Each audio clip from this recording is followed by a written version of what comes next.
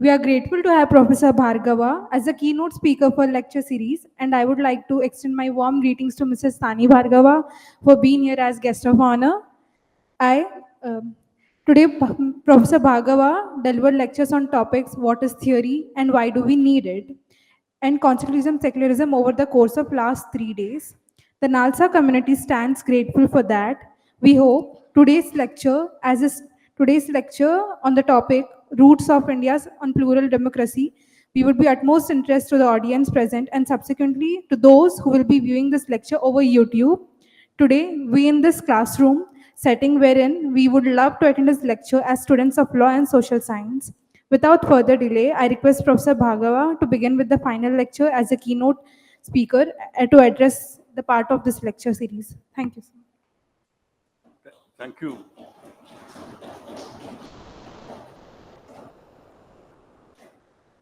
Thank you very much. So unlike the first three, well, the last two lectures, where I referred to India's past only passingly, today my lecture is primarily on the various traditions in the ancient Indian past and I suppose present, on which we can rely to have justification, legitimation, or to find sources of India's democracy. I believe that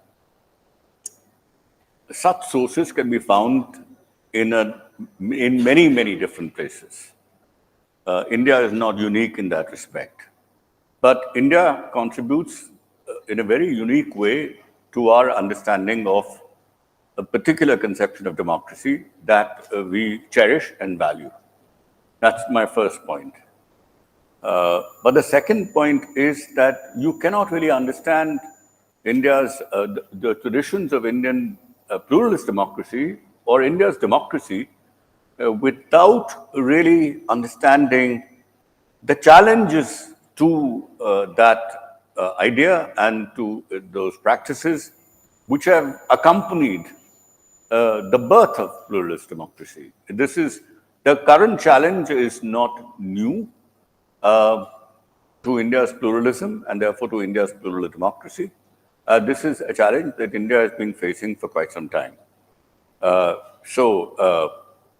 We have to look at this in a historical context. My third point is that the idea of modern democracy is a recent idea. So you cannot find a linear history of democracy. It's not as if there was some democracy that already existed in the past and which is being either continuing in the present or which was disrupted at some point of time and then suddenly has re-emerged, right? This is a new idea, but the elements of India's democratic tradition can be found in at a number of places and at a number of moments in the past. And I will look at both those elements as well as the elements of what I might call an anti-democratic tradition. We have both these traditions, and they are deeply intertwined with each other. Okay, those are my preliminary remarks, and with that, I'll come to a conception, the conception of democracy that I've outlined in this chapter or this presentation that I shall rely upon. And it's a rather thick conception, right? Democracy is very often reduced to just elections, or decision making in the political decision making arena, and so on. But I think that is a very narrow definition. It's a very narrow understanding of democracy. You have to understand democracy in a much fuller, thicker sense. Any narrow understanding is just taking a little slice out of that larger idea And I want to begin with that larger idea. So what is it? What is my understanding of democracy? And you would find that it already has an Indian flavor to it. So sometimes I might argue that this lecture, it's enough to call it the roots of India's democracy, because pluralism is built into the idea of democracy, right? Uh, to say that we are a democracy is sufficient. You don't have to add the word pluralist, but we'll leave that aside. Okay, so I would say that there are 6 or 7 features of how I understand democracy. First of all persons living in a well-defined territory, regardless of their class, race, gender, language, or religion. Remember that we were talking about constitution yesterday, and very similar ideas that are expressed there. Regardless of all that, are taken to be citizens, that is, members of a political community. Citizenship, before it becomes a question of rights, is a matter of belonging. To be a citizen is to belong. Belong where? Belong to a political community. You're a member of a political community. You identify with it, and your identity is intertwined with the identity of that polity. So you feel you're a citizen. You believe you're a citizen when you belong. And here, in a democracy, all citizens are citizens. All citizens belong to a political community in a territory. Okay. Second, all these citizens are equal. Remember, you can be included in a political community, but inclusion need not be fair and equal. Now, in a democracy, all citizens must be equal. You cannot have first class and second class citizens in a democracy. In other forms of polities, you can have these two kinds of citizens. In some polities, there are very few citizens. In fact, in absolute monarchies, there are no real citizens. There are only subjects. In kingship, you have a king and you have praja. Praja is not citizen, it's subjects. So here, not only are there citizens, but all citizens are equal. There are then 2 other features that follow from this idea of equal citizenship. One is that is a commitment to pluralism. And second is the principle of non-exclusion and discrimination. So non-exclusion and non-discrimination, right? So inclusiveness, if everybody has to be included, and if it entails a commitment to pluralism, it follows that the state cannot identify, in a democratic setup, the state cannot identify with one class, with one race, with one language, if there happen to be multiple languages, or with one gender, or with one religion. So now, since I'm not talking about secularism, this distance from religion is one feature. But you have to be distant from all kinds of legitimate or illegitimate classifications. So you cannot identify with one language in a democracy. If you're counting citizens as equals, you cannot have, just to take one example, you can't have Hindi as the only official language, right? You have to include all legitimate languages in the political territory. There are some criteria that will have to evolve, number of people speaking it and so on, but you have to have all of them as official languages. That's very crucial because a large part of our communication today is word dependent. It's linguistic. We don't understand each other only through mimesis, through gestures. Nor do we So we have to depend upon words, and words have meanings only because they're embedded in certain linguistic structures. So they cannot have. I mean, if any English word would not have any meaning for a non-English speaker. That just be sound for her. And therefore, the availability of a concept, the availability of to communicate with one another will depend upon some common language, right? So that must be the language of everybody. People should be either competent in one language together, or there should be 2 or 3 languages in which they can communicate, and everybody should be familiar with those languages. Then,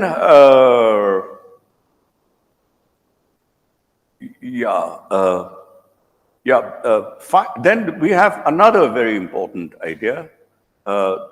Democracies presuppose already the maximum possible pacification of politics. This is very crucial.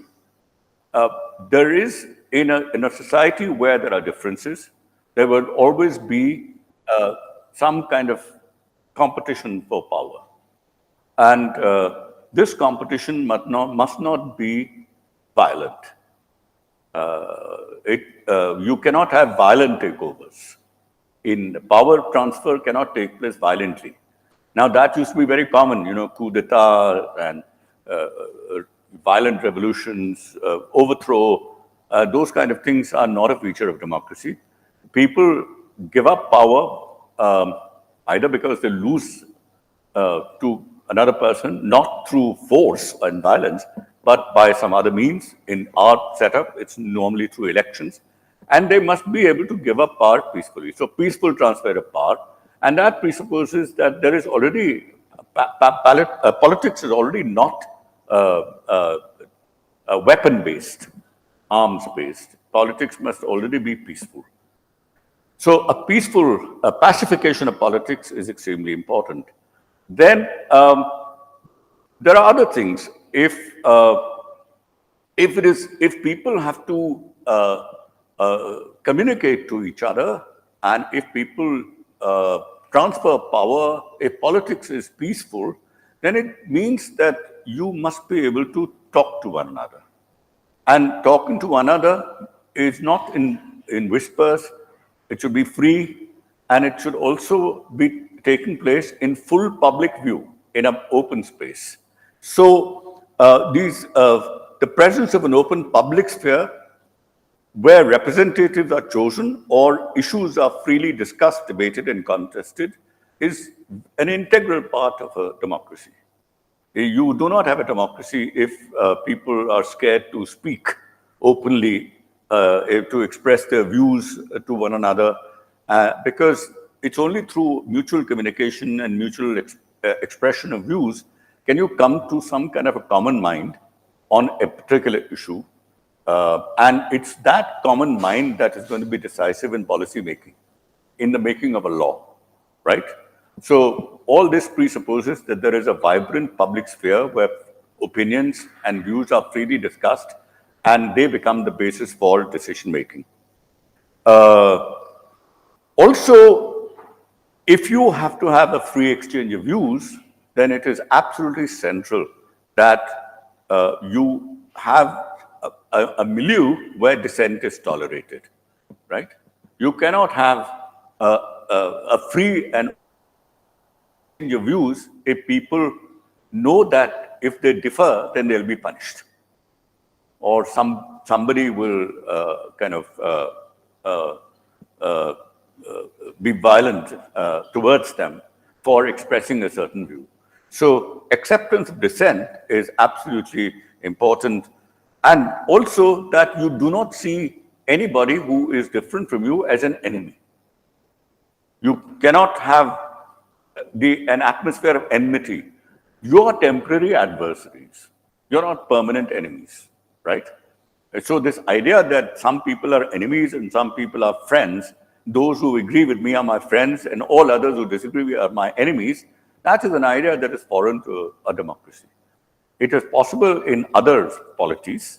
It's not that it's human nature is like that, but if in a democratic setup, the culture is such that it shapes people in such a way that you cease to see every person with whom you disagree as an enemy. And you don't have, you have temporary adversaries, people who disagree with you, but not permanent enemies.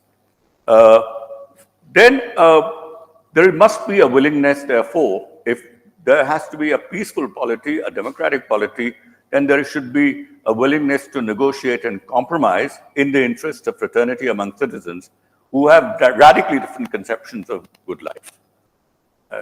And certainly very different ideas of how one should lead one's life and so on in a group. So just to take an example from religion, you might believe that Hindus and Muslims, the ideal typical Hindu and Muslim are very different, have very different views from one another. But if they are all equal citizens, then Hindus and Muslims should sit together and negotiate and compromise in the interest of larger interests of the political community, right? Because they're all citizens of India, they have to sit together and figure out a way where they don't end up in permanent hostility or permanent conflict. That's not the way. They can't see each other as enemies for too long. There may be some time where they begin to feel that, but it can't happen for too long. And this means that there are two virtues which are public virtues in a democracy. One is Sanyam. Sanyam, you understand, right? Restraint, self-restraint. And the other is, I'm using these, I'm going to trace the roots of these two. And the second is Bahushruta. Bahushruta is listening to the many. It's being, I mean, in ancient India, Bahushruta was a virtue of someone who could listen to many opinions, right? That is what it means, Bahushruta, and which means you're open-minded. You're open to every view. You listen to everybody. You don't listen to just one. You are not living in an echo chamber. Only one opinion. You listen to many opinions. So both Sanyam and Bahushruta are public virtues in a democracy. Finally, if there is to be an effective exercise of one's capacity as a citizen, then it is necessary that everybody has a modicum of material well-being. This is not, democracy doesn't entail that everybody be economically equal.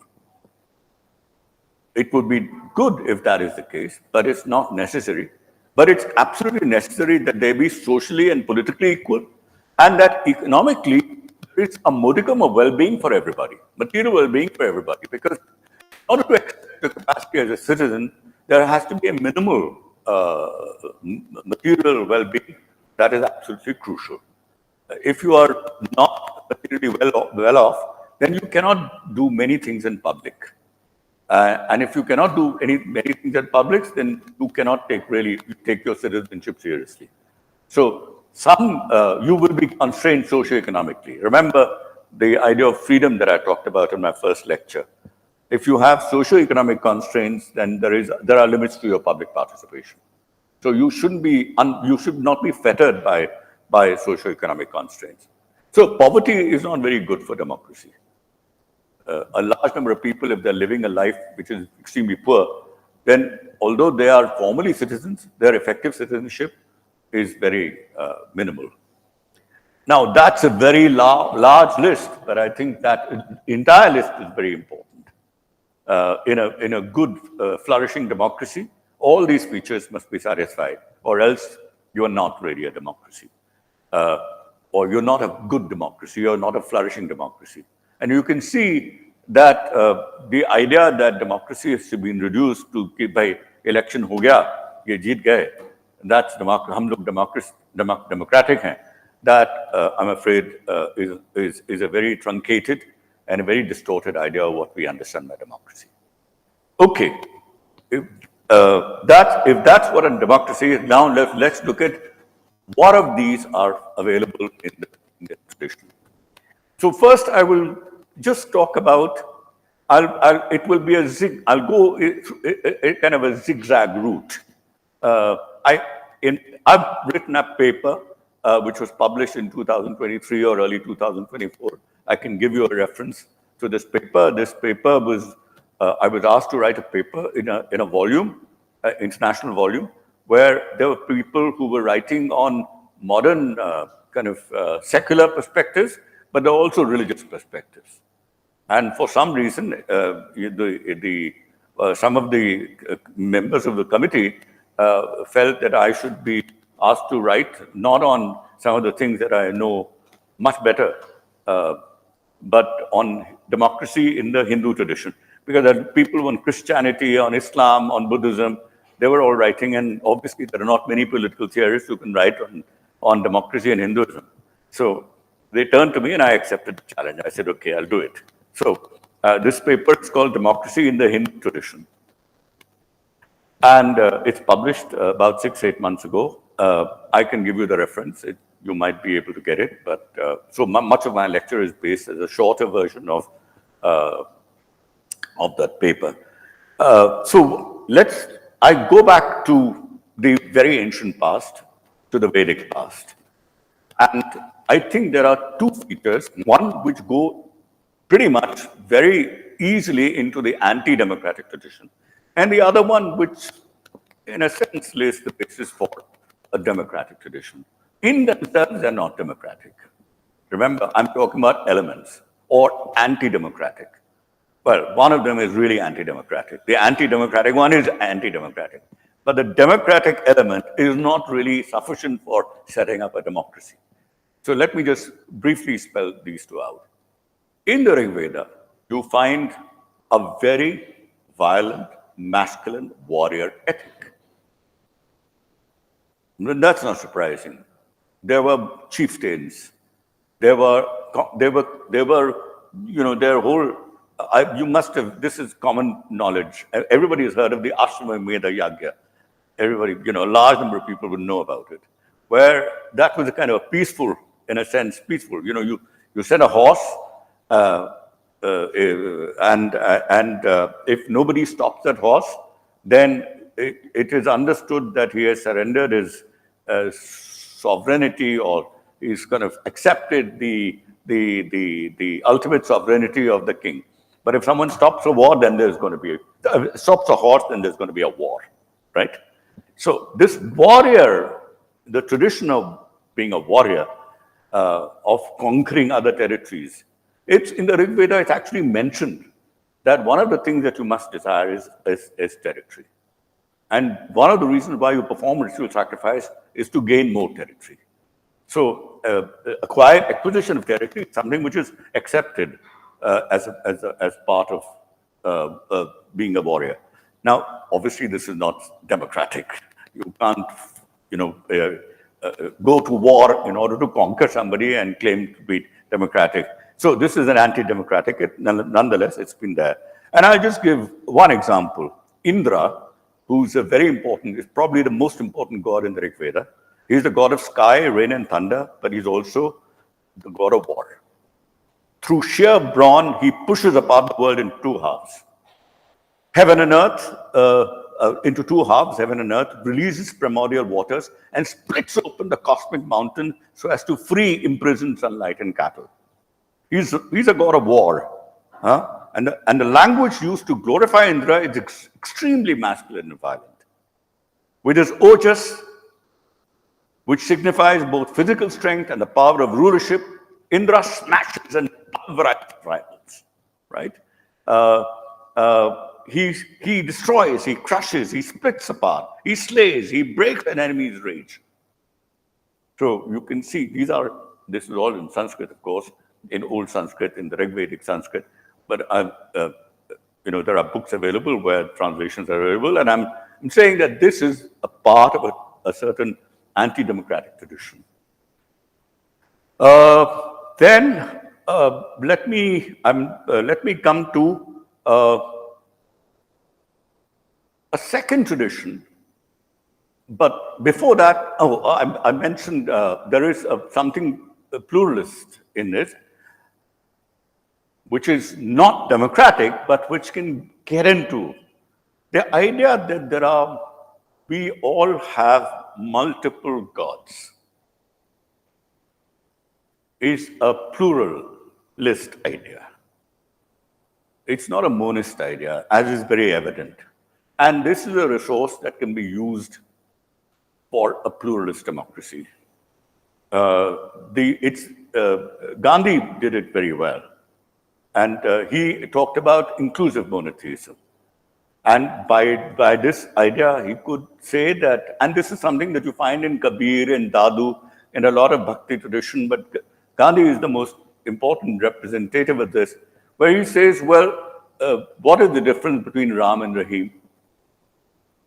Guru Nanak, he quotes Guru Nanak's verse, where he talks about, so in a way, there is no possibility of a violent conflict over the ultimate good, because one God is easily translated into another God. There is nothing foreign about the God of another culture. You can easily make that God part of your culture by translating him, right? So you accept multiple gods and you make those multiple gods manifestations of one God. And that God belongs to everybody. Or even if you don't recognize that God, you accept the God of the other. Now, this is something which is there in the Greco-Roman tradition. It probably was also very important for Athens, although we don't hear very much about it. But I would say that this is a resource which can be used for a pluralist democracy.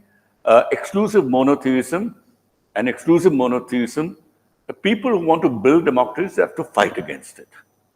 And in Europe, people have fought against it. European secularism has to be understood only if you understand that they fought a lot against exclusive monotheism, which was embedded in their own religion. So secularism is anti-religion, and Western secularism has to be anti-religion, because their religion was a certain kind of Christianity. Christianity also has many, many manifestations. But one form of Christianity, which is part of several of their own doctrines, it talks about one God and one exclusive God. But if that is the case, then there has to be one true ideology. That is the secular descendant of this idea. And if there is one true ideology, then all other ideologies are false. But how can you live with people who are believing in false ideas? So then you get into all these problems about whether one can live with him or not, and so on. And so I think people in the West, in Western secularism, has been very crucial because in their fight against their own religion. Now, if this is the case in polytheistic societies, where many gods are accepted, then this is not an aspect over which you have to fight. You can easily accept it and take it as part of your tradition, right? If any version of any religion here in our society, if anybody tries to raise this idea, then he or she will be doing something which is not really democratic. And therefore, they will have to be restrained, or they will have to restrain themselves. The best thing would be for them to restrain themselves and not to make this very public, this idea. Otherwise, there will be a response. So I would say that these are both traditions, and therefore any attempt to make Hinduism into an exclusionary idea is not very helpful for democracy. As a matter of fact, if anybody believes in the idea of exclusive God, then it's best to make sure that they don't make it into a public doctrine, right? But you don't change your own public doctrine into something resembling that idea, because that is antithetical to democracy. And in the West, people have fought it. In India also, people fight it. Many people have fought it, whether they were Hindus, Christians, or Muslims, or Jews. I mean, very few Jews, but all of them. And it's therefore, a lot of people want to be secular precisely for that reason. They're reacting to their own, some of their own co-religionists who behave in that manner. So they just give up that idea, they disconnect. and they want to be secular. So I know a lot of people who are like that, and I sympathize with them. Okay, there is a second tradition which is also not very good for democracy, and that comes from the Arthashastra. Arthashastra is a document for monarchs. It's also a document which places artha over everything else. And what is artha? It's this worldly success. It's not just economic power. It's not just economics. It's this worldly success. Political, economic, any kind of success. And the idea in the Arthashastra is you do anything in order to gain artha. Even Dhamma can go to hell. Dhamma is not the main thing. It's not Dharmashastra. It's artha. Of course, I'm simplifying it, but largely, I think I stand by what I'm saying. So, Arthashastra is pursuit of political power by any means, no matter how immoral and unjust they might be. Now, just imagine if people were to take inspiration from that idea today. What will happen to our constitution? What will happen to our constitutional democracy? And what about the idea of democracy, where you have to share power, where you have to transfer power peacefully, where there are moral constraints, you have to live with differences. Now here, you have to achieve power no matter what. So I'm sorry, Arthashastra is not a very good resource for a democratic tradition in India, right? It's good for strategies, good for tactics and so on, but as a resource for living with one another, it's not a good advice, and I'm not surprised. It's for a monarch living in the past. It's not for Democrats living today. But if anybody tries to seriously make use of that tradition for democracy, I'm afraid he is living in a fool's paradise, or she is living in a fool's paradise. So I would say it's not a great idea. Okay, so there is a third tradition, which is also very much part of the Hindu tradition, and I've also mentioned it a number of times. That is Dharamshastra. Now, Dharamshastra is also it's Brahminical, as you know. It's written by Brahmins for Brahmins, but I don't think it's a good resource for a democratic thinking. They are mutually exclusive. The idea of pluralist democracy and Dharamshastra, they're mutual, for a very good reason. It's one class of elites who are advising everybody on what to do. Now, that's something. The idea of mutual discussion, mutual exchange, mutual communication, that's not there.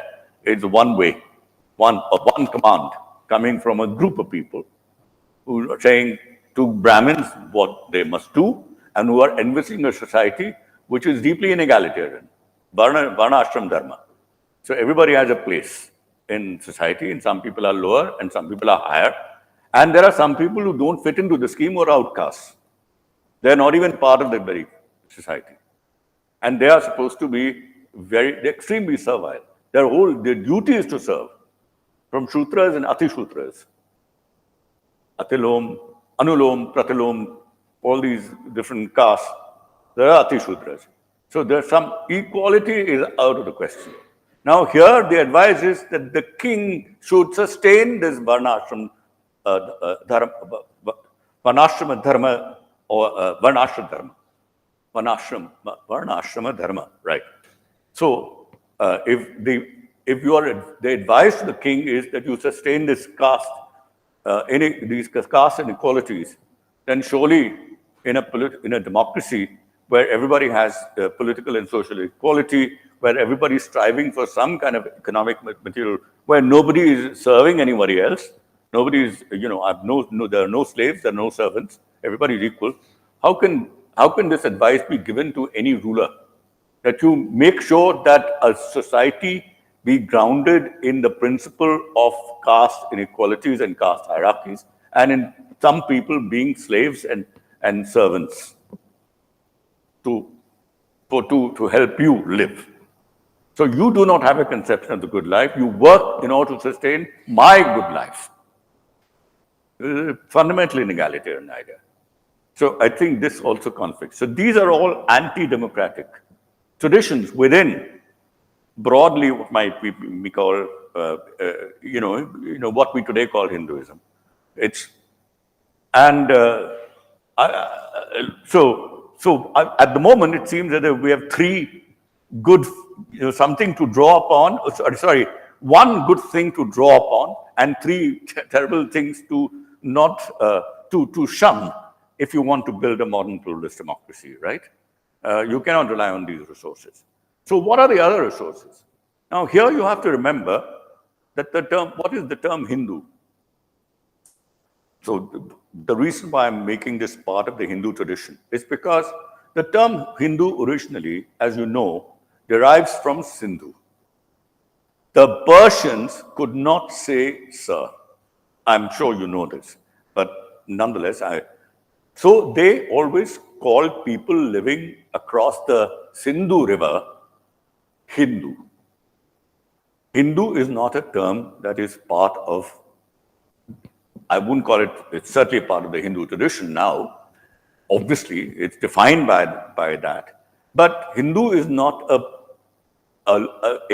sort of indigenous to the subcontinent. It is something that is coming from outside, meaning from Persians. They call people living here Hindus. And the same is true of Indos, which is, Sindhu is called Indus, as you know, Indus Valley civilization and so on. The Greeks could not say Sindhu either. They call it Indos. So India comes from that. Both are very similar and both are roughly the same. They have a geographical sense. Or anybody who's living outside. It's only in the 14th, 15th century that so it's really that late, that people begin to start to use it in a predominantly religious sense. So anybody, and this is people who took themselves not only as Turks or Persians, but people who thought of themselves also as Muslims, they begin to look at all non-Muslims as Hindus. So it's a slightly negative use of the term. All of you who are not Muslims are Hindus. Then all those people who were not Muslims began to see themselves as Hindus, and that became a term for self-definition much later.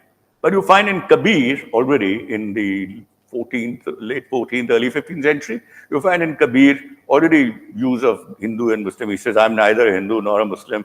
I don't want to be part of any of these communities. I just want to do my own thing. And Kabir I was telling somebody the other day, somewhere here, Kabir talks about Ram. But his Ram is something that suffuses into you and to the whole world. He's not Ram of Ramayana. His Ram is from the Dhatu Ram, right? So Ram jata hai. हम जिसमें हम रमे हुए हैं, उसमें. So I'm absolutely certain that Gandhi, when he said "Hey Ram," when he died, he was talking about that philosophical Ram, right? Now, whether he was also talking about the Ramayana, Ramcharitmanas Ram, or is something which scholars of Ramcharitmanas and Gandhi might be able to tell. But I can say for a fact that in the early 15th century, there are a lot of people who claim that Hindu is a very new term and so on. No, it isn't. It's been a very old term. It means it has geographical connotations, but it begins to have religious connotation but you don't find it in Arthashastra, in Dharmashastra, in the Vedas, nothing. There is no evidence of the word being used. In fact, before Muslims begin to use it, nobody uses it. Nobody who's a non-Muslim uses it, right?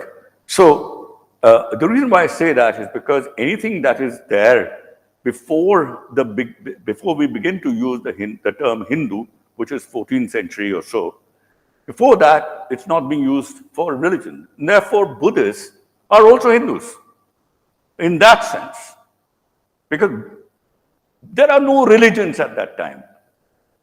There is nothing called Buddhism, which is different from Vedic literature.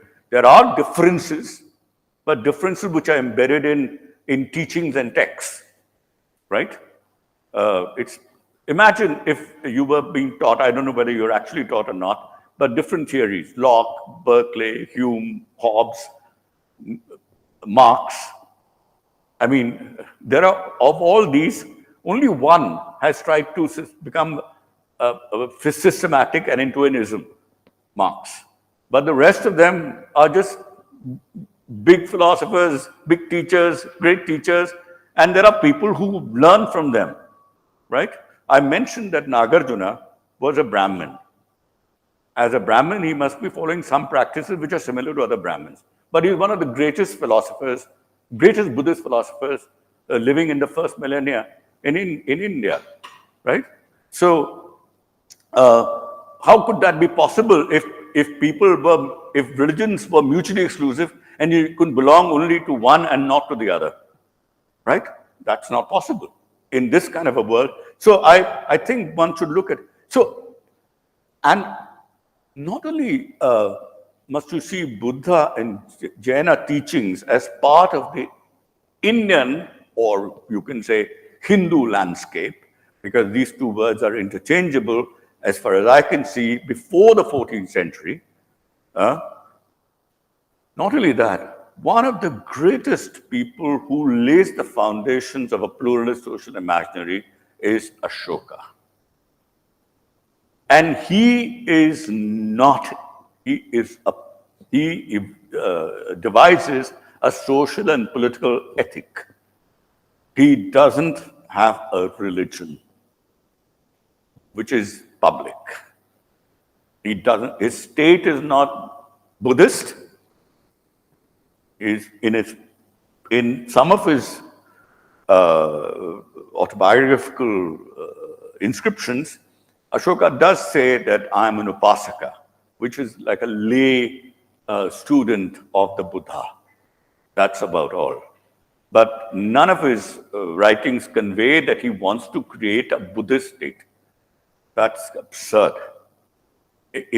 So there is, in fact, he is a pluralist. He's a pluralist monarch. Don't forget that.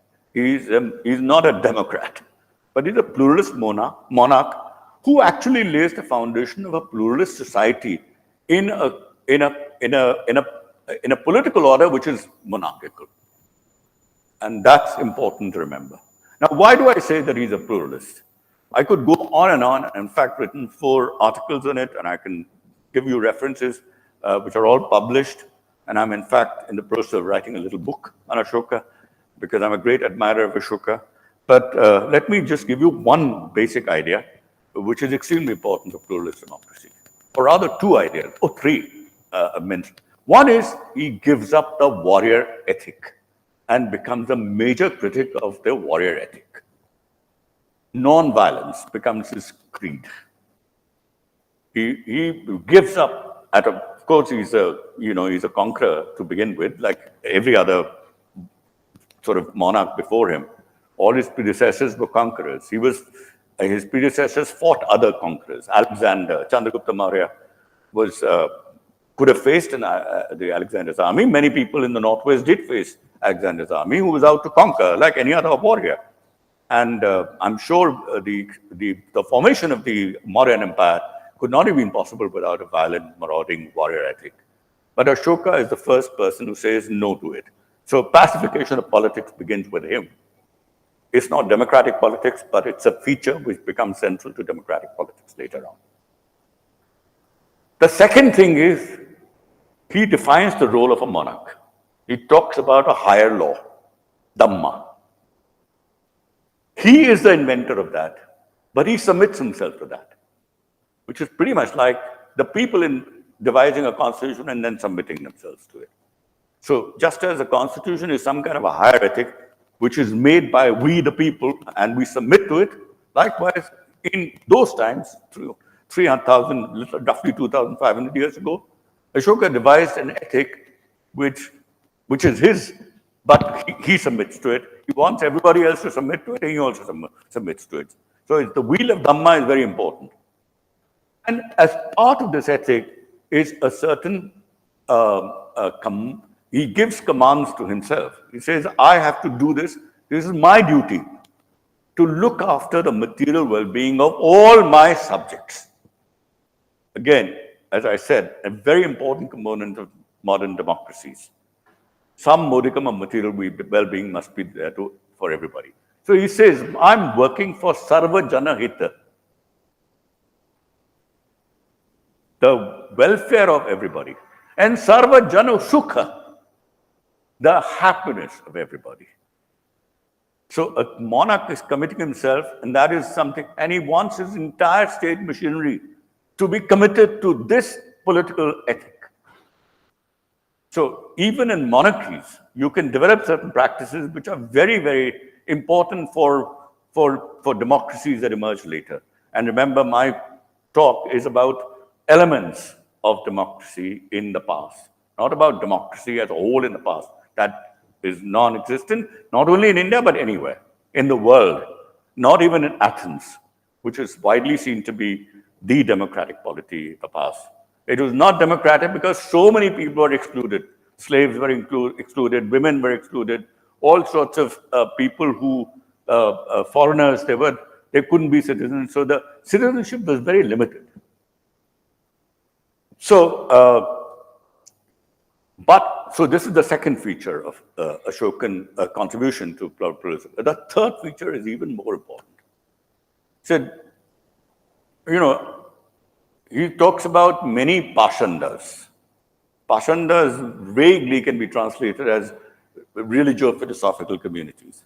He said, there are Vedic Brahmins, there are Bodhas, there are Jains, he uses the term Brahmana and Shramana, which is too broad. That's the main term.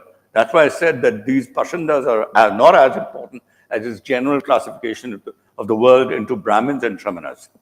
The Shramanas are all people who are living, whose orientation is away from the world.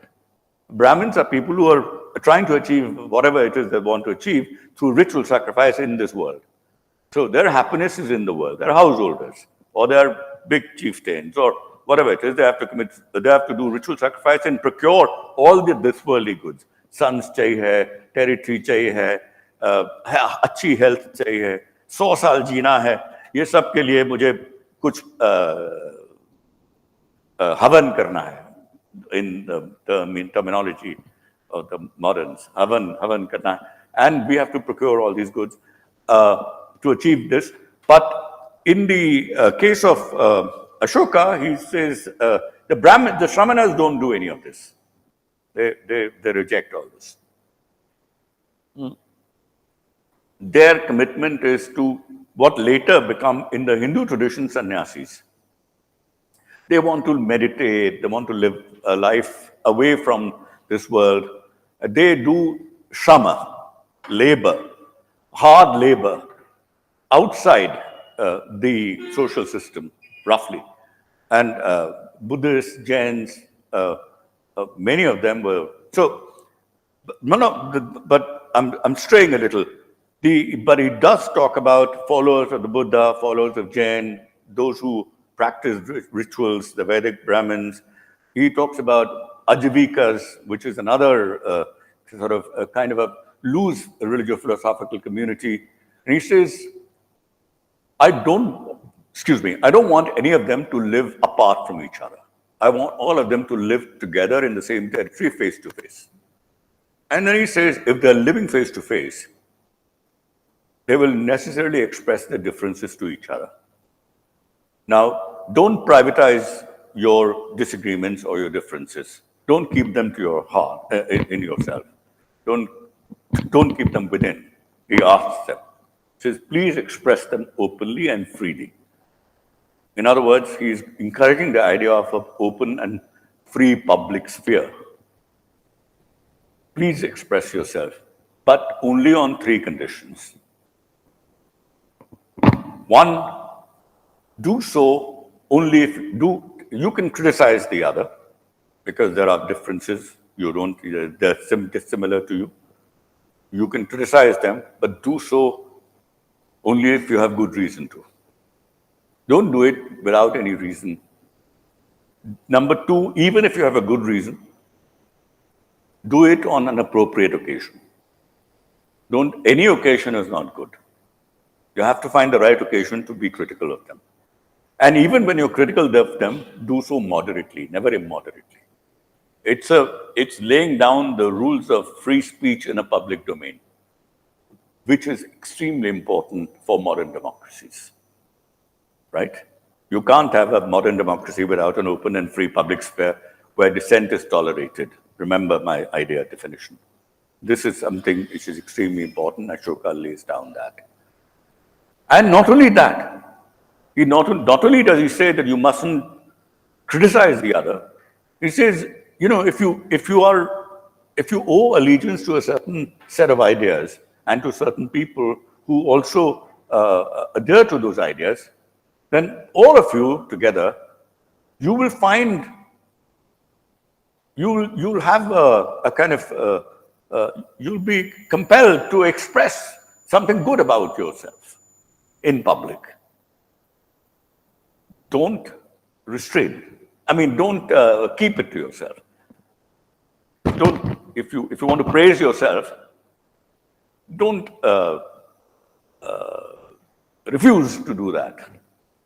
There's no total constraint on that. Express yourself, but again, do it only under three conditions. If you have a good reason to. So first, examine your own views and find out if there are good reasons to hold those views. If you have good reason to, do it on appropriate occasion and never on any occasion. And never do it immoderately, always moderately. So he attacks the self-glorification. And we are the greatest. Everything began with us. Nothing is better than us. Don't do that. So again, the two values that he encourages, which I said were absolutely vital to democracy. One is sanyama, exercise self-restraint. Consider whether it's good to do that. You have a good reason. Do it on appropriate occasion. Again, you have to find out if it's, and do it moderately. So he talks about vachagutti. Vachagutti it's actually a metaphor. You have to know the art of managing your tongue. Vacha, everybody understands vacha, and gutti is gupt karna. मतलब अगर बहुत ज़्यादा words बाहर निकल रहे हैं uncontrollably, तो उसको रोक देना. ये आर्ट आपको आना चाहिए. You must know the art of that. Art of managing your tongue is extremely important. That he calls vachagutti. So vachagutti is central. So, and the other is listen to the many. Don't just listen to people of your own views. Listen to other people's views. Why is that important? He says only if you listen to the many will you be able to detect the deficiencies in your own view. Only through mutual encounter will you grow. You have not reached the ultimate conception. You have not been able to articulate what your views are at their best. You have to keep striving for improvement. But that improvement is not possible without the other. You can't detect your own deficiencies. Your deficiencies will be detected only by others. It's only by comparing and contrasting will you be able to figure out what your strengths are and what your weaknesses are. And that is true not only of one, but of all groups. And it's only when all groups exercise restraint, exercise vachagutti, are listening to the many, through this mutual encounter will not only will you grow individually or as groups, but in Dhamma of the entire society, which Ashoka himself is professing, it will grow.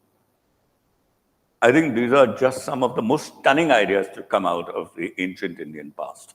And they're so vital for the making of a tradition of democracy or democratic pluralism, right?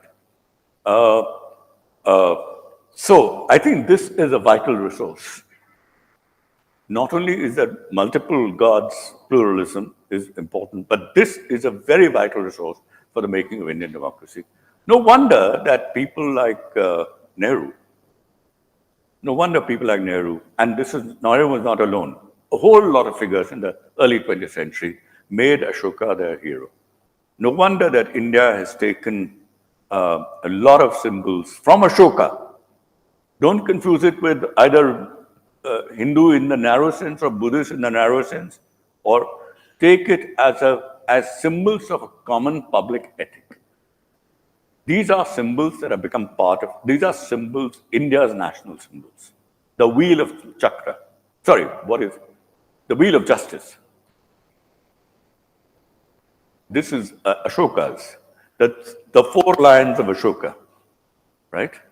These are all national symbols. There are constitutional symbols. And there's a reason behind it. It's not just Nehru's whim. It's something that was developed by a whole lot of people in India in the early part of the 20th century. They rediscovered Ashoka in the 19th century and built upon it. And these are very important. This is part of a common public ethic, which is central to a democratic constitution in India, and which plays a vital role in the making of a pluralist democracy in India. Now, there are other traditions. There is a republican tradition in the past. You have found references even in the Vedas. Some people, of course, these are spaces of restrictive equality, pretty much like Plato's Republic. It's equality, but it's restrictive. And there are some pretty decent features there in the Ganasabhas, in the Janasabhas. These are old ideas. And there were these ideas. We have to recognize that, not see them as something, relics of the past, as of no relevance. No, they're something that you can draw upon, right? But they're restricted because it's not very clear whether there is a clear conception of citizenship there, but also whatever is, if people assemble to discuss and debate something, those people come from a very, they see themselves as equals, but they come from a aristocracy. So therefore, I call them clan republics, aristocratic clan republics. I think that's just right, because the idea that all people have to be part of these assemblies, that simply could not have arisen at that time. And this is something which is one of the gains of the contemporary era. You can call it the modern period. One of the great gains of modernity is, because of technology, the accessibility and the making of a larger system where all people can have access. This is something which was unavailable in the past.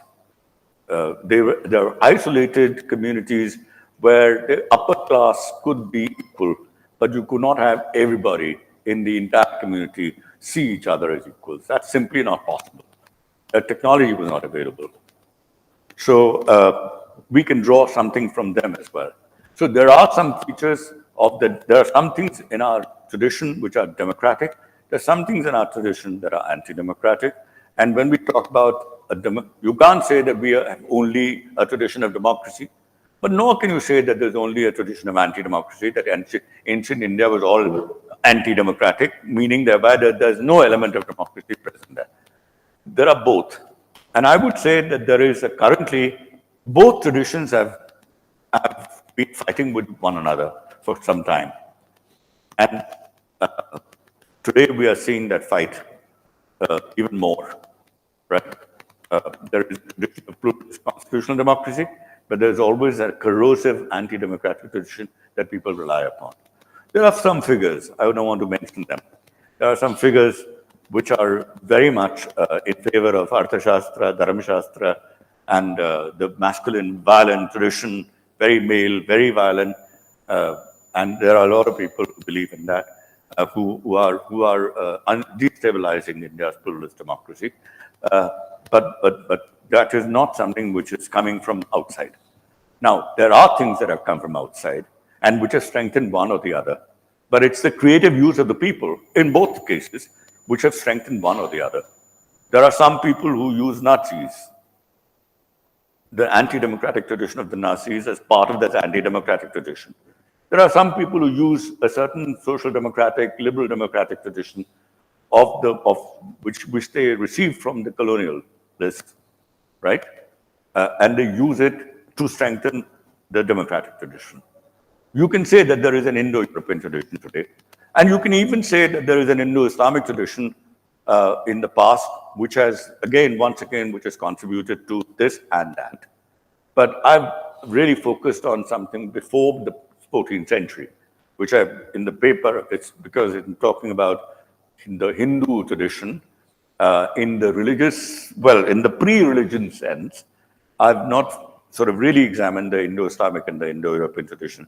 If I talked about the Indo-Islamic tradition, I'll have to refer, for example, to Sikhs, and they contribute to both. There is a militant tradition of Sikhism, which is very much a part of the Khalsa. And there is an anti-militant tradition, which is Guru Nanak himself, who plays a very important role in the birth of a pluralist democracy. So we have all sorts of very interesting elements, and a good, solid work needs to be done on working out which elements contribute, but one thing I want to say very emphatically, these traditions are living traditions, and they are invented. They're invented in the 19th, 20th century, in exactly the sense in which people like Hobsbawm and Terence Ranger talked about the invention of tradition. In the 19th century, people were not thinking of a democratic tradition. We've started to think of democratic traditions only in the 20th century. And therefore an anti-democratic tradition, because once you think about the democratic, then you have to think about what is something which is threatening. So these elements are present in our past, but these traditions have been invented. As a matter of fact, I have not heard anybody talk about a tradition, a democratic tradition of India, or an anti-democracy. We've heard about, phrases like mother of democracy and so on, but we haven't really heard about people talk about traditions of this and traditions of something which is opposing that. I think maybe these are newly invented. I won't go beyond that. Thank you.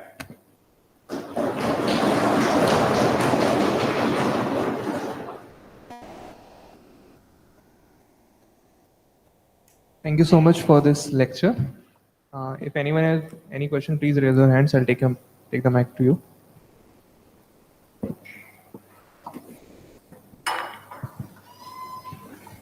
Thank you very much, sir. Is there any attempt being made in your knowledge on documenting Indian democratic traditions from the yore to, say, pre-British times? Because from 1700s, definitely there is a big dialogue on ideas of democracy, definitely. Is there any attempt being made to document or decipher? Because as you are rightly putting it, they are in various silos, maybe in Upanishads, in Buddhist Dhamma, so on and so forth. Is anything of that sort attempted? That is one question. I'm sure there are. Some literature is available which talks about democracy in ancient India, but I think that is wrong. There were, as people like Ramala pointed out, there are aristocratic clan republics. In republics, republic is a word which is very, which has some similarities with democracy. But in these political systems, there is restrictive equality which is confined only to a very small group of people. So I think there are some people who have talked about it, but I think they've misunderstood it. If they say that this is democracy, it's completely wrong. Democracy, I don't even agree with those people who talk about democracy. The idea of democracy in a certain sense was born in Greece, but it was very largely used as a pejorative term. People wanted to avoid democracies. The rule of the unwise people, not acceptable. So it was wrong. It was a mistake. I mean, it can lead to ruin. They confuse democracy with what we call mobocracy. The rule of the mob is the rule of the people. All, Tom, Dick, and Harry will come and start ruling, which is all the illiterate, poor, this, that, people who don't come from a certain privileged background. So that is not an idea which was very valued in the past. So even if the democracy, the idea of democracy is, of course, a very old idea, but it doesn't have a positive balance, it has a negative balance. And there were some people who confused democracy with republics, but republic is, I agree, government by discussion, but discussion by who? People or just a few? So there has been, even elections used to be held in some places, but election by who? If there is an assembly of 10 people, 10 very rich people, and they say, well, instead of fighting with each other, we'll vote and decide which rich person is going to become the ruler. Which powerful rich person will become the ruler. Then elections are taking place, but it's only among 10 people. The rest of the people are totally out. So where is democracy here? I don't understand. So election by itself is not. Universal adult franchise is key. Not the idea of election. It's election by all people who have the capacity to vote. And rightly in India, we did not consider property or literacy as one of the criteria. We believe that people can become sane and wise, even independent of all this. You don't have to have any property to be qualified to vote. You have a good sense of what your interests are, what the good of society is. That is something that you don't learn. So many people, Akbar was not a literate person. He was a very wise ruler. Kabir was one of the greatest philosopher poets of our time, of that time, and continues to have relevance today. He was not a literate person. So please, most of the people in our Bhakti tradition, which is an extremely important tradition and a very vital source of democracy, and I must include it in some later, because I stopped, at the end of the first millennia in this. I have to write democracy and something, not Hinduism, but some other part 2, where I'll talk about all this. But not. So, answer to your question is, I really don't know if there is, but I'm sure it's my ignorance. I have not been able to draw upon this because I'm new to this field, right? Maybe there are others who can, but many of the people that I've found who were immediately familiar to me had frankly no understanding of the idea of democracy or its historicity. So I didn't find them very useful. But I'm absolutely certain that there are major figures, and certainly during our anti-colonial struggle, some of the things that may have been written, which I'm not familiar with, you've got to explore further. I understand my limitations.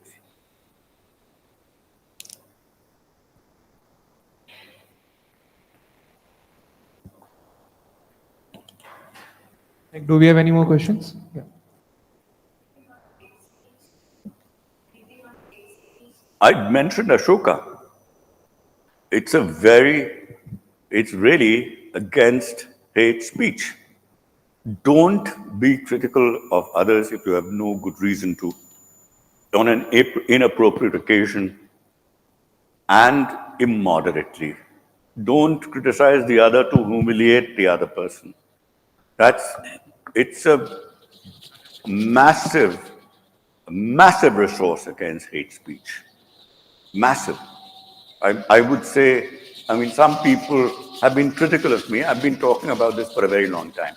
I've given lectures in a number of places, and I've written on this, and in the Between Hope and Despair also, I've written on this. I'm a great sort of advocate of Ashoka as a political philosopher, a political thinker. And I speak about it. And some people come back to me and say, you're making it all very sanitized. And well, we've got to sanitize our public sphere against hate speech. Let's not have we cannot have, so people say, people who've been suppressed for very long, when they come and speak, they'll speak hysterically, they'll be angry, they'll abuse people. Okay, we can have that for a bit, But I mean, you can't allow it to continue to destroy the public sphere. If everybody starts doing it, people who are powerless, if they do it, and then the powerful will come back and be even more hateful. What will you do to the nature of the public sphere will change, it will collapse.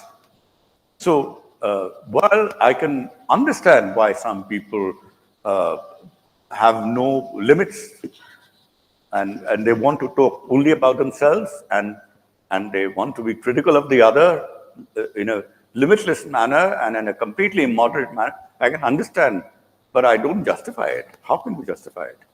So sanitization is important in the sense that there are some moral and public restraints. Sanyama is important in public sphere. I can't just get up and start saying anything I want in public. I have to keep some things, I can't abuse people simply because I feel that I'm being victimized for very long. You can't abuse people. You have to be a little careful in public. Certainly in a democratic society, you've got to learn public, I don't want to use the word etiquette, but you have to comply with certain norms of public behavior. So, yeah, there is a lot about hate speech in Ashoka, but the like of which you do not find anywhere else, certainly among political writers. Maybe Marcus Aurelius, maybe something in the ancient Greeks, Romans, something, but later, Ashoka is the forerunner. The 3rd century BC is already anticipating some things which are not available. And, can you imagine? We've forgotten. This entire tradition is present as in the background, but never foregrounded. Nobody really refers to it. In fact, every mention of Ashoka is erased. We have great erasers. Anything which comes, we have to look at our culture, our cultural habits. Anything good we want to erase. वो बढ़ा है उसको खत्म कर दो मतलब उसको खत्म तो नहीं कर सकते बात करो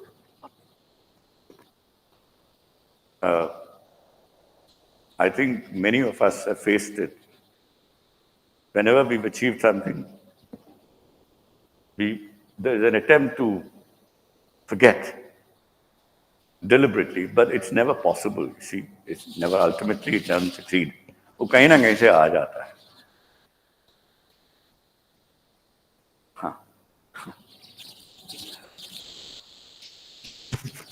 सत्य आप कुछ बोल रहे हैं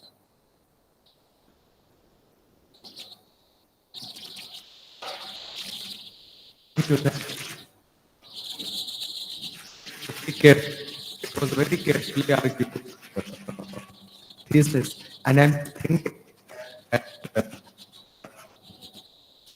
that how you are trying to arguing that there are elements of traditions that can be fleshed out by looking at past traditions of what we call as it's muffled. I'm getting some parts of what you're saying, but not the whole of it. So I think आप उसको mic को थोड़ा ठीक कर दीजिए.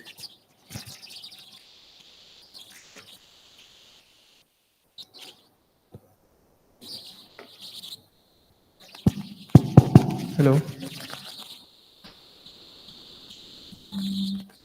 So,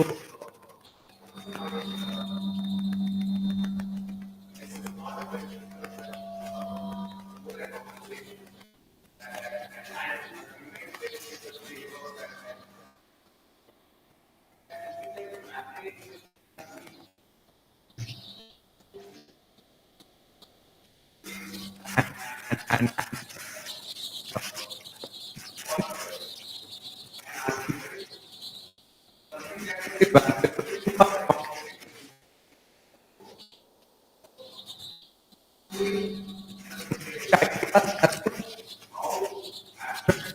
culture, music, writing,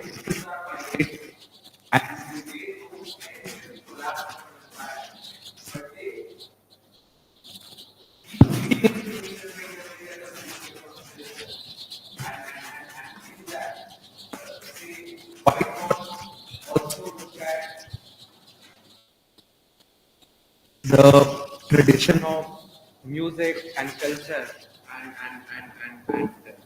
uh, the translations that happen by visitors in that school, Yep. in also emphasizing how there was transmitting of ideas, Yeah. not only to Persia but also to Central Asia. Maybe the works of Kumarji or in how, say, as B.N. Goswami has written, that what we can understand by looking at painting, that something which is a Pahari painting is something where a lot of things are flowing into it.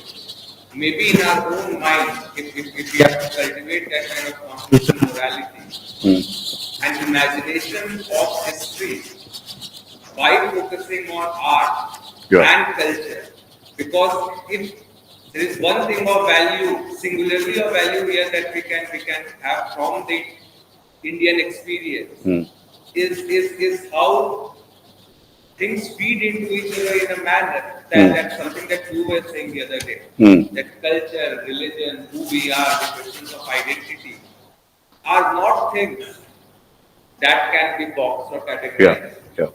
So the element of syncretism, the element of even thinking about ideas as migratory, even if they are geographical barriers, Yeah. Yeah. is something that I think maybe you have already thought about it. So I would just Thank you for drawing my attention to this, and I entirely agree with what you said.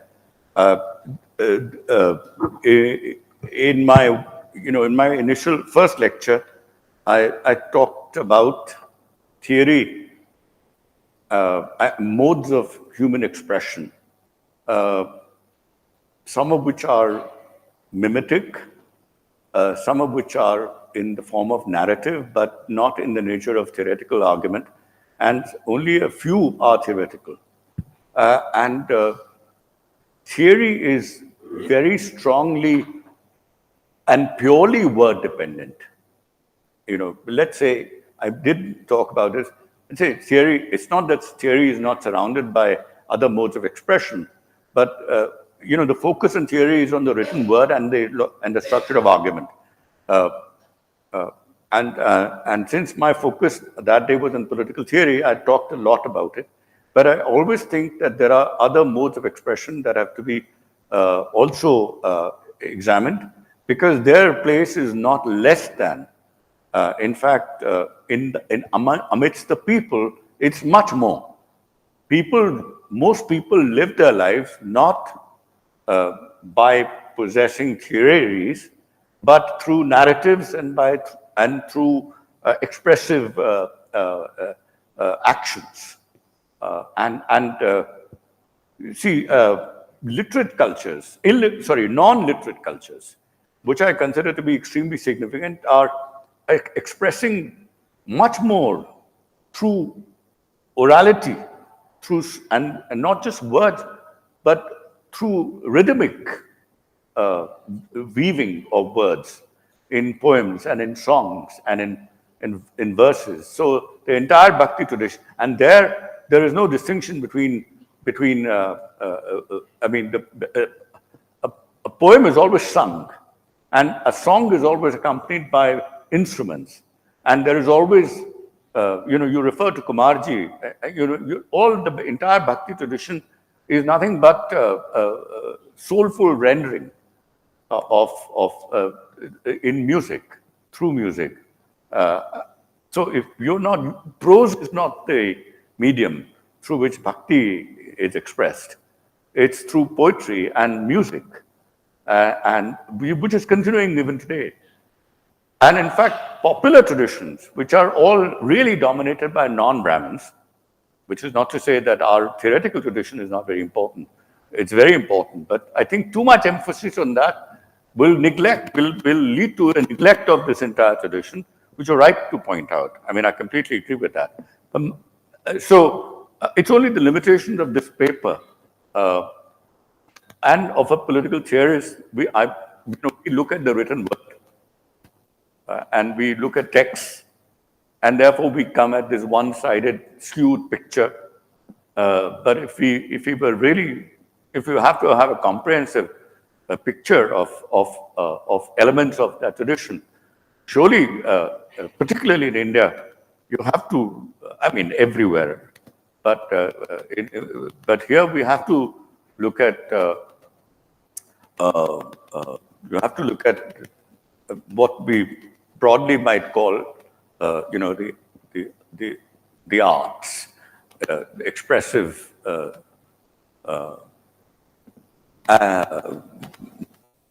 non-prose, right? Words and dance, music, theater, and all those where there's part dependent on words and part independent of words. I use this terminology in my initial lecture. And I frankly, you know, there are, in the 19th century, there's this German philosopher called Hegel. You know, I'm sure people have heard of Hegel.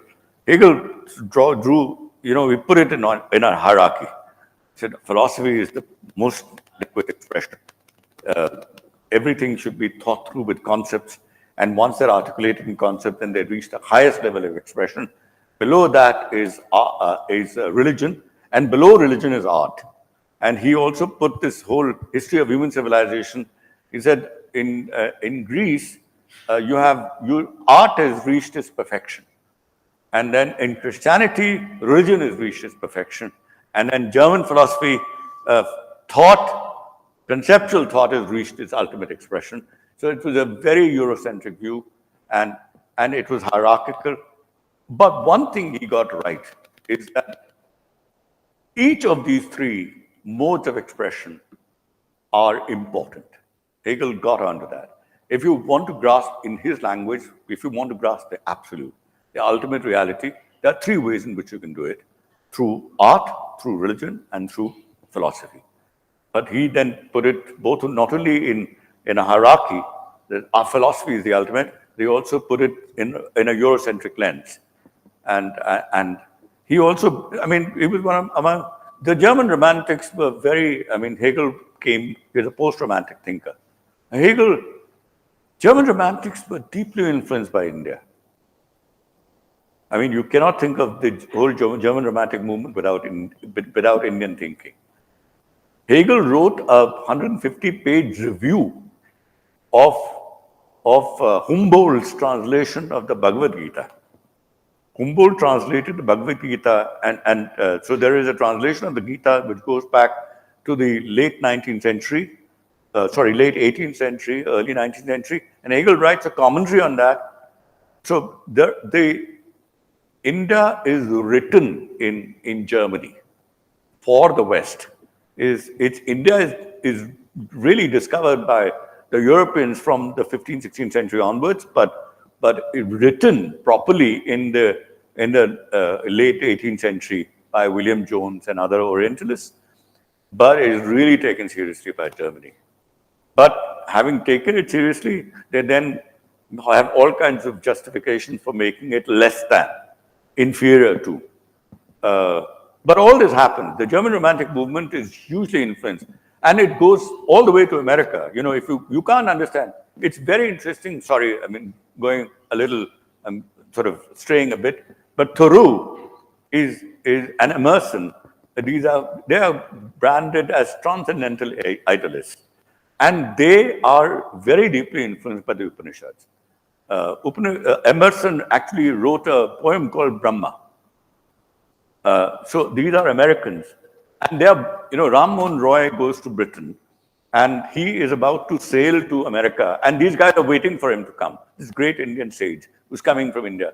But before he reaches there, he dies in Bristol, and he's buried in Bristol, right?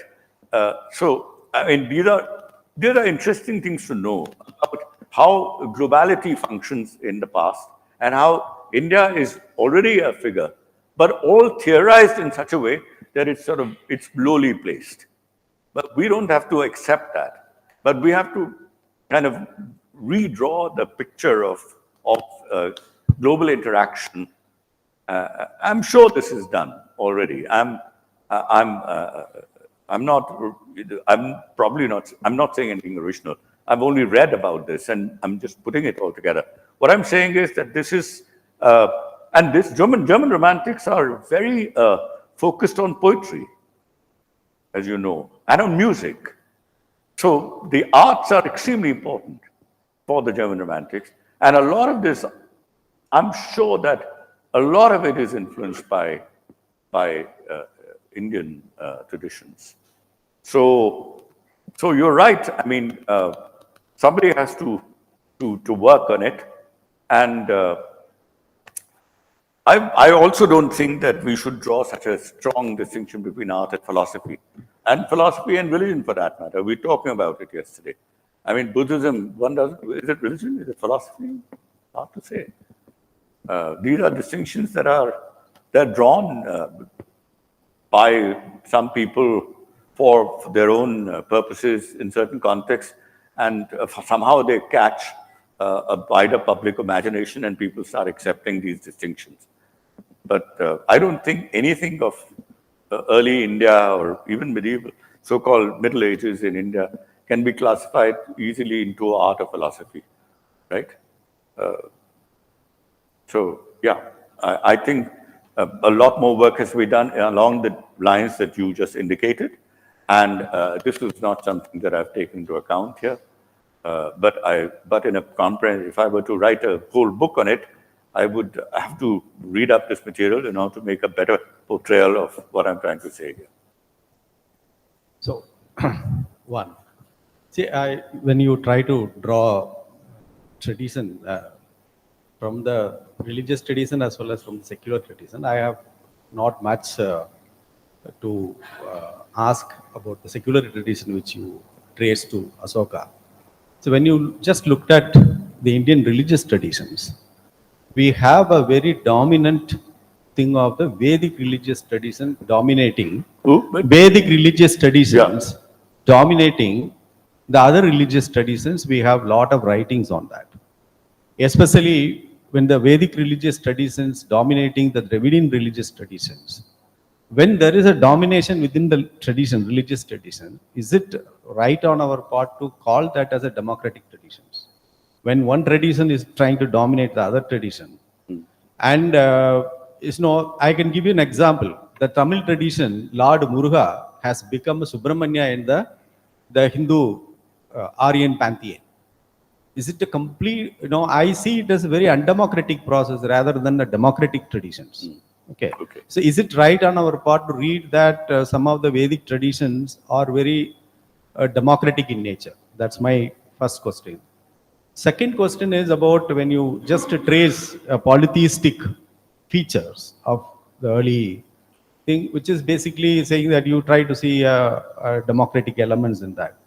But I'm saying, when you just look at the polytheistic traditions, but there is a predominant, or I would say that even dominant voice within the Hindu philosophical tradition. There's overemphasis from the beginning on the Vedantic ideas of particularly the Advaitic traditions, which completely ignored the democratic traditions of the Visishtadvaita. Okay. Visishtadvaitam, in my view, Ramanujacharya's Visishtadvaitam, much more democratic than Sankara's Advaita. Okay, when you say Gandhi was actually, he has only one God. But the idea of one God is actually, in some sense, you deny the other. Only the self exists, the other doesn't exist. So this inherent Vedantic idea, particularly Advaitic tradition, which was actually part of the one which you are referring. Also, in some sense, I feel there is a bit undemocratic to it. Why we privilege one over the other. That's what I just want to. So, thanks. And I partly agree with you and partly don't. Where I agree with you is that polytheism by itself is not democratic. I was talking about plurality, right? I think there is a polytheism. If the idea that there are many gods is an element, it can be a resource for a democratic tradition because it accepts the multiplicity and plurality. But by itself, then it can be subsumed under different frameworks. See, I wrongly emphasized only one part, but I didn't mention the other part, which you rightly brought in. The part that I emphasized was equivalence. Your God is the same as my God. But that's not the only. There is another element which is syncretic, to use the word that he used, hybrid. That you take one element, you take one God and you mix him with another God. So you become Harihara, for example. Example of Harihar is Shiva and Vishnu, and they're all in one entity. So you put them together, and therefore you diffuse the tensions that there are between the Shaivites and the Vaishnavites, and you make them God of both. So in a sense, you've negotiated and reconciled. But there is a third one which you mentioned, which is also pretty important and which is a resource for an anti-democratic, and that is ontological subordination. You say this is the superior God, all others are inferior. They are manifestations, but inferior manifestations. Okay. Now that is the one that you brought in, and I'm grateful for that because that is also a feature of polytheism. But where so yeah, part agreement, part disagreement. But the other thing, look, I don't really know much about Vedanta and Advaita. I'm not an expert on this subject. I've only got into it because I'm compelled. More recently, I'm trained as a Western political theorist, and as a political theorist about secularism, and I've relied very heavily, but over the last 10, 15 years, in order to demonstrate my argument that Indian secularism is distinctive, I've had to go back to this. And now my interest is a lot more in religion. I cannot talk about how distinctive Indian secularism is without actually, that secularism is relationship of state and religion, then I have to know more about Indian religion. And Indian religion is not Indian religion, it is Indian religions. So now my attempt is to study Indian religions. It's far from complete. It's just begun. And hopefully my work will improve as I read more and more about Indian religions. And my work, it's all geared to improving my theory of Indian secularism. That's my real, interest. But to come to one part where I don't agree is there are two varieties of monotheism. One is exclusive monotheism, where there's one God to the exclusion of other gods. Those are not gods at all.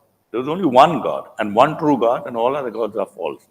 But there's inclusive monotheism, and Gandhi is part of that. That there is a God and all others are manifestations. Now, there could be manifestations of the same, equal manifestations, or there could be manifestations to different degrees, and so some are more adequate and some are less adequate. Now, that more adequate, less adequate becomes part of a hierarchy, which is so common in India. To put everything into a hierarchy is I don't want to take the Homo hierarchicus thesis seriously and say that we are deeply hierarchical, but let's face it, there are a number of things. We want to arrange reality, we want to put it in some hierarchy. And this is, we've done it with our gods. So, I mean, but that's not the only thing that happens. Equivalence among gods is something that's also very much a part of our tradition, and it's been one of the strengths. And Gandhi is a representative of that. And not only did he talk about all so-called Hindu gods as one, but he actually talked about Ram and Rahim as one. And this is something that he takes from Dadu, who is or maybe some others as well. I've been reading a little bit of Dadu, so I can see the similarities between Gandhi. Dadu and Nanak, both of them living in Nanak a little earlier, Dadu a little later. Both of them are really talking about the equivalence of Ram and Rahim, and Ram and Allah. So Allah Tero Naam, Ishwar Tero Naam, which is one of the great songs of Sahib Ludhianvi, which is based on Vaishnav a bhakti song. I think Gandhi is a proponent of that. So, yeah, I mean, so that, I think there are ambivalences, but I don't think one can deny the presence of one and only say that this has been. There has been a lot of resistance to the dominant traditions in India, and not to recognize that would be a mistake. So while I accept that there's always a propensity of what you call the Vedic tradition, I think it's never been successful. And one of the reasons why it's not been successful is that these guys who are talking about social dominance were never able to translate into political domination. And that's contingent factors. There are very few Dharamshastric kings. There is a one of the great British political traditions, which by the way is also in Ashoka, is that political patronage has to be given to everybody. People have to compete, but the king has to give it to everybody. So religious endowments have to be given to everybody, every sect. And Muslim kings have to do that, not just Hindu kings. So the patronage has to be distributed to all. Of course, it can be hierarchical, as Indian, isko zyada, isko kam, but कोई exclude नहीं करेंगे. ये एक tradition है हिंदुस्तान में, जो British को भी मानना पड़ा. और जितने भी मुस्लिम रूलर्स हैं, जो टर्क्स या जो भी उनके आइडेंटिटी वो कितनी मानते थे as Muslims is hard to figure, but all of them had to abide by this, that they have to give to, they had to keep, they had to give something to everybody. Unlike Europeans, who made it a rule that one group will have privileges and others will be denied those privileges. Patronage will be given to one and not to others. So this is very different. I'll end with, I think I have to end. But one story I cannot resist telling. One more question, I thought. Oh, one more question. Okay. No, I don't mind. It's up to but I will tell one story. This is about Marco Polo. Whether it's true or not, one can't say. But in Travels of Marco Polo, it's there. Marco Polo goes to China, what is now called China, and it's ruled at that time by Kublai Khan. And like a good missionary, he does all sorts of explorations and so on, but then he goes to the king and he says, look, why don't you become a Christian? And Kublai Khan says, forget it. It's not possible. He said, why? He said, I'm a protector of many faiths. Kublai Khan, by the way, is not a Muslim. He's a Kwan, Chinese Kublai. Kublai Khan is also an ancestor of Babur. So Babur's tradition actually is one part of Babur's tradition is very pluralist. So Kublai Khan says, look, I have to take care of the Buddhists, I have to take care of the Confucian, I have to take care of Taoists, I have to take care of Muslims. I can't become any one of them. I'm not going to become a Christian. Now I can take care of Christians, but I can't become a Christian. I have to take care of everybody. So, as I was saying, this is an Asian thing. It's not just restricted to India. This is also China and, all of South Asia is also, in China, there are still three ways. There is the communist way, of course, which is added, but there are three ways of being: Taoist, Confucian, and Buddhist. And there is hardly anybody, except for some ardent Communist Party members who call themselves, who are, unfortunately, I don't know what it means, but maybe they're right in saying that, but who deny all of this. And there was a phase in the Chinese communist regime when they destroyed temples and all of that and did silly things like that. I don't have any, I say it without any hesitation, that it was a very destructive period in Chinese history. But most Chinese are simultaneously Taoist, Buddhist, and Confucian, even if they become official members of the Communist Party. And now recently, there are some people who have converts to Christianity, and there are some who are Muslims. Yeah. Thank you very much for that lecture. And I really, I'm completely agreeable on the idea of a very thick description of democracy. But when we make all of these elements of democracy equally important, then that vital aspect of participation somehow in that sense then gets subordinated to the other ideas, right? So my dilemma, it's not really a question, my dilemma, especially in terms of where law stands today, of saying maybe even the constitution is not really reflective of an Indian ethos, or that the constitution doesn't reflect what India is, and the recent attempt to introduce Manusmriti into the teaching of law, right? So the dilemma is, even as your journey shows, you will find one democratic aspect among so many undemocratic aspects, right? So whether it's the reading of the Dharma Shastra or the Artha Shastra, and the whole business of one set of elites and experts telling the law to everybody, and the sense of participation being largely absent. So from that point of view, is it really worthwhile? So I was wondering, are we trying to do this to counter a narrative of what Indian tradition is? Is that our effort? Is that why we should try to go back and say no? This, it's not just this dominant narrative of Hindu tradition. There is another narrative that we should look at. Is that sufficient for us to try and ignore the more modern democracy that we have now, rather than trying to trace it to that older, when we know very clearly that it was not democratic in the sense of participation by a large group of people? While there could still be, like, for example, the whole business of co-opting religions, right? So whether it is co-opting local religions, smaller religions, and I don't know if you noticed the recent Bonalu that we have here, and this comes right before the more Hindu festivals of Durga Puja and Lakshmi Puja, which come on. So there is a way in which you're co-opting the local, the indigenous traditions to try to build a grand narrative.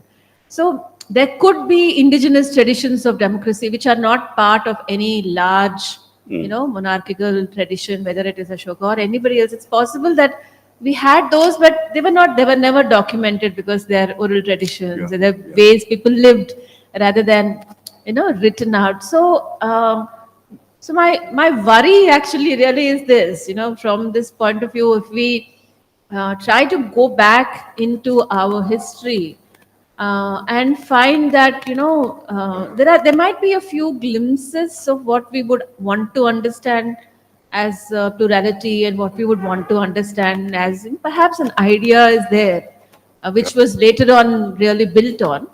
But is it really worth, I mean, should we really be doing that at all? Or should we kind of make that mark with the freedom struggle and say that this is our democratic expression?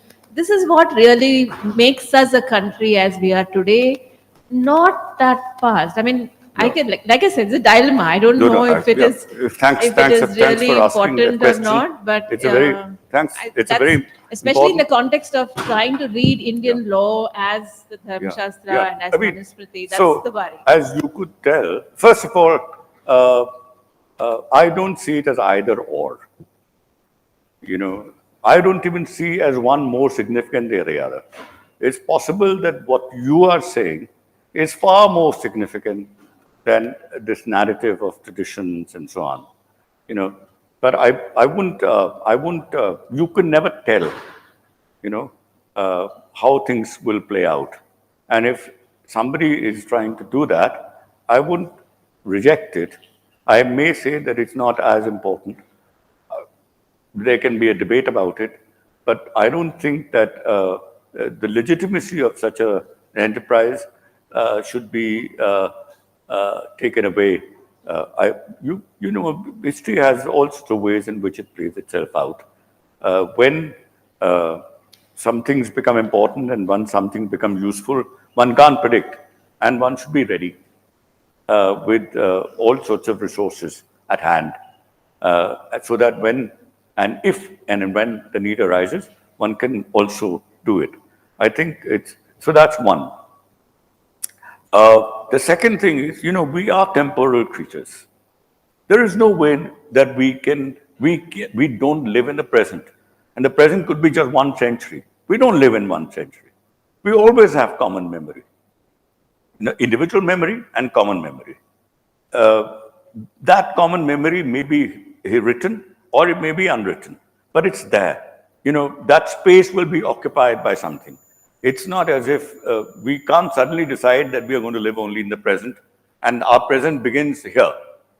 We always explore. This is part of, we have a deep need to connect with a larger perspective, which is in spatial terms, you can say cosmic consciousness, universe, but to relate to the universe, to a larger sense of, to recognize how small we are in relation to something much larger.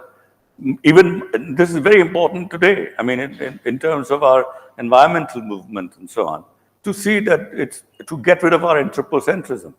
But I think we also have a need to keep going back to our origins. I don't want to use the word origins I don't know how I'm using it, but what I'm saying is to something. I mean, all our myths are like that. The myth of origin is a very important myth. How we arose, how we emerged, how was the world born, what were we like in the past. Now, we can have mythic narratives of that, but we can also have historical narratives. And we do. I mean, we've been doing it for so many years. Our whole, I mean, you can't neglect the Puranic tradition, the Itihas tradition. I mean, we can't just neglect it and say, well, today, it's not, I mean, I was having a little discussion with somebody with the Ramayana and Mahabharata keep appearing. So, what are they? They're epic poems or they're itihasa or what? But they're so much a part of the social imaginary of people. And Hobbes and Locke don't appear. They are the ones who, Thoreau and Emerson don't appear, and the people talk in terms of the Mahabharata and the Ramayana. Maybe the biblical stories are so much a part of, so what I'm saying is that there are phases when you deny all that, and there are phases when they come back, they return. Now, the reference to the Mahabharata and Ramayana are there. People frame it in those terms. Ordinary people frame everything in those terms. All our Hindi films have archetypical characters which are taken from there. And Hindi films are so popular. They dominate our consciousness.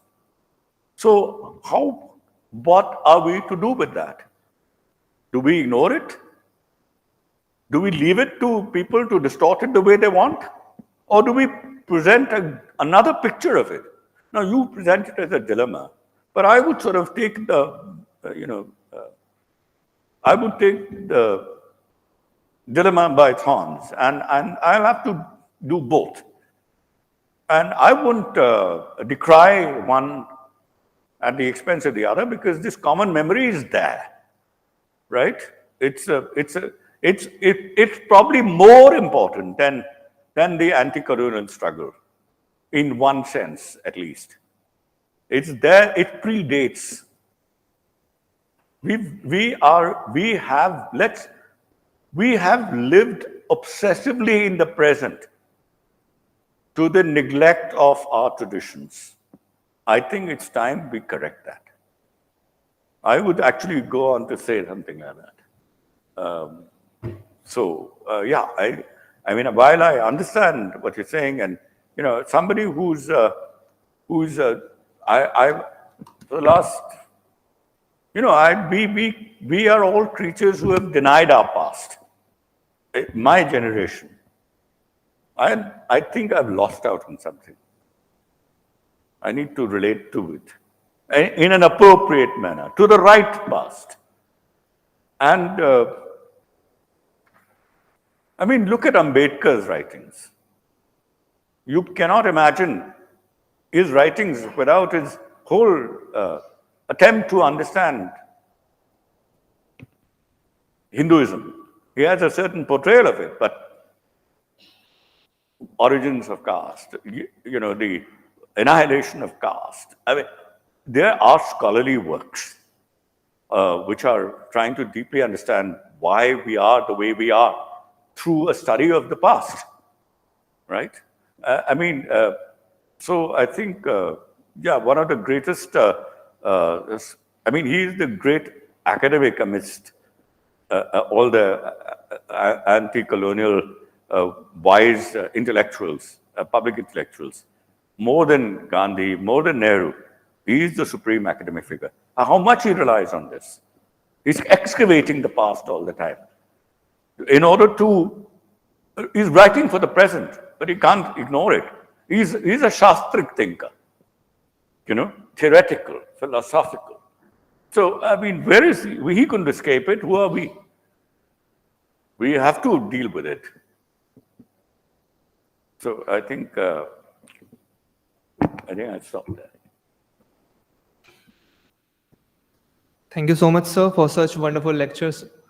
Okay, you have a question? Like, we can take it after this, okay? Yeah. Thank you so much, sir, for these wonderful lectures over the course of 4 days. And as I said before the first lecture itself, we could not have found someone better than Professor Bhargava himself for being the keynote speaker for this lecture series, and I still stand with my words. I also take this moment to thank the Vice Chancellor in absentia and the university as a whole, including the IT department, class attendants, and Mr. Chitambram for arranging these lectures.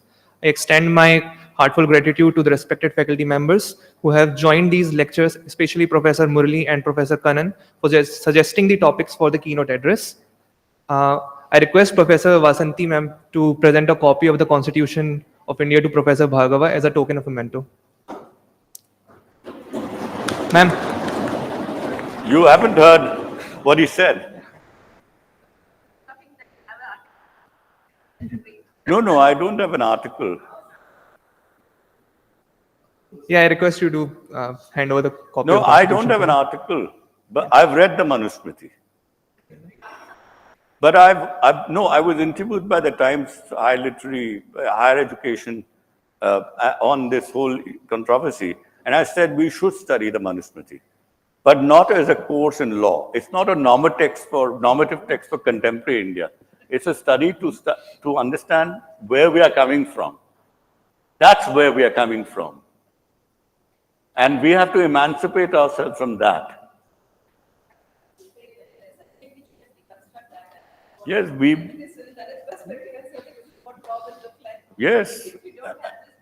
yes, absolutely. Yeah. I think, we deserve a photograph with the Constitution. I know. I've already got a copy last year, Okay. but I'm happy to take another copy. And I saw the photograph that you showed me of Yogin, Yes. who is sort of doing this. So,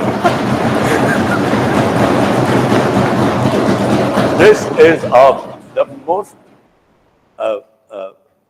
till 25 years ago, it was a misrecognized document, an unrecognized document, and it's now one of the most important documents for the whole of India.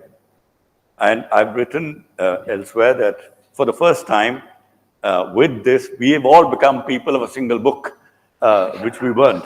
We have many books, but this is one book that holds us together. So, great. I'm very happy to have it. Thank you. Thank you, ma'am. I once again extend many thanks to Professor Bhargava and Mrs. Tani Bhargava for being here at NALSAR and becoming a part of the lecture series on constitutionalism. With these lectures, we'll take a pause and we would reconvene in the upcoming lectures. And finally, thanks to each one of you who have attended these lectures. Thank you so much.